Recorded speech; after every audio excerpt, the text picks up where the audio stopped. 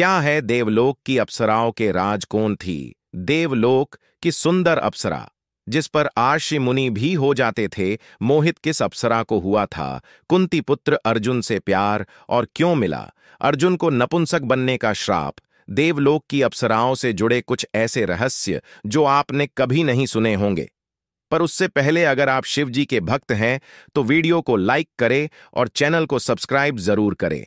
दोस्तों, क्या आप जानते हैं कि इंद्र की एक गलती से जन्मी थी स्वर्ग की सबसे सुंदर अप्सरा उर्वशी जी? हां दोस्तों, पुराणों के अनुसार देवताओं के राजा इंद्र हैं और इनके दरबार में एक से एक सुंदर अप्सराएं रहती हैं। अप्सराओं के विषय में ऐसा कहा गया है कि इनका यौवन कभी ढलता नहीं है, यानी यह हमेशा जवान और खूबसूरत दिखती है। अपने रूप और यौवन से यह स्वर्गलोक की शोभा बढ़ाती है, साथ ही अपने नृत्य और अदाओं से देवताओं का मनोरंजन भी करती हैं। देवराज इंद्र इनका कूटनीतिक इस्तेमाल अपने शत्रुओं को पराजित करने में भी करते हैं। पुराणों में कई ऐसी कथाएं मिलती हैं जिसमें बताया गया है कि इंद्र ने अपने आसान छिन्न जाने के डर से तपस्या में लीन तपस्वियों के पास अप्सराओं को भेजा। अप्सराओं ने अपने रूप यौवन से तपस्वियों को तपस्या से हटाकर घर गृहस्थी में लगा दिया। इसी तरह का एक काम जब इंद्र ने अप्सरा से करवाया तो स्वर्ग की सबसे सुंदर अप्सरा उर्वशी का जन्म हुआ। एक समय भगवान विष्णु ने नर और नारायण के रूप में अवतार लिया। नर और नारायण भगवान शिव को प्रसन्न करने के लिए केदारखंड में उस स्थान पर तपस्या करने लगे जहां पर आज बद्रीनाथ धाम है। इनकी तपस्या से इंद्र परेशान होने लगे। इंद्र को लगने लगा कि नर और नारायण इंद्रलोक पर अधिकार न कर लें, इसलिए इंद्र ने अप्सराओं को नर और नारायण के पास तपस्या भंग करने के लिए भेजा।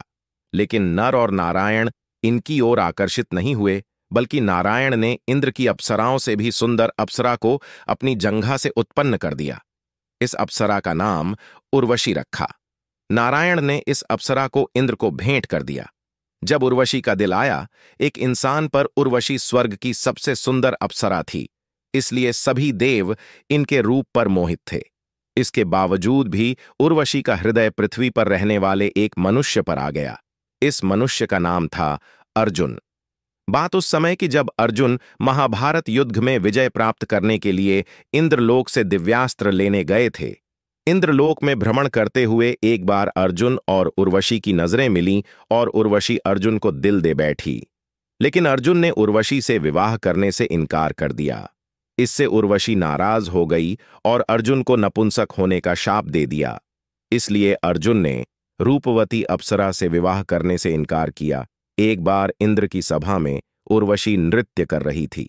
उस सभा में पृथ्वी के एक राजा पुरूरवा भी आए हुए थे। नृत्य करते हुए जब उर्वशी की दृष्टि पुरूरवा पर गई तो वह मोहित हो गई। इससे उर्वशी का ताल बिगड़ गया। इससे इंद्र ने उर्वशी को पृथ्वी लोक में जाने का शाप दे दिया।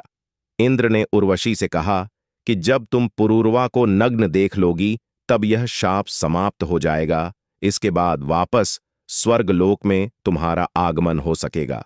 पृथ्वी पर आकर उर्वशी ने पुरूरवा से विवाह किया और इनकी 9 संतान हुई।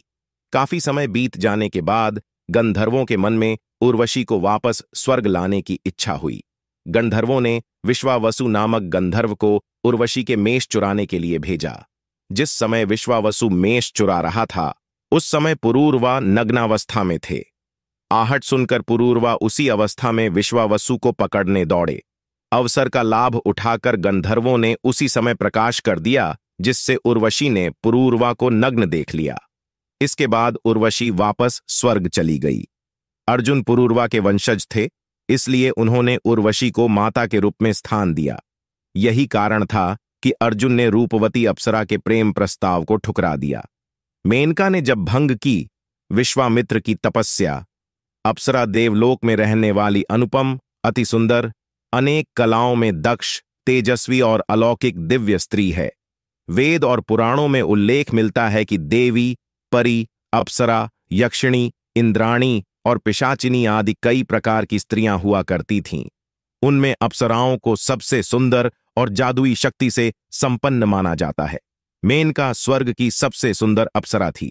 महान तपस्वी अर्षि विश्वामित्र ने नए स्वर्ग के निर्माण के लिए जब तपस्या शुरू की तो उनके तप से देवराज इंद्र ने घबराकर उनकी तपस्या भंग करने के लिए मेनका को भेजा। मेनका ने अपने रूप और सौंदर्य से तपस्या में लीन विश्वामित्र का तप भंग कर दिया।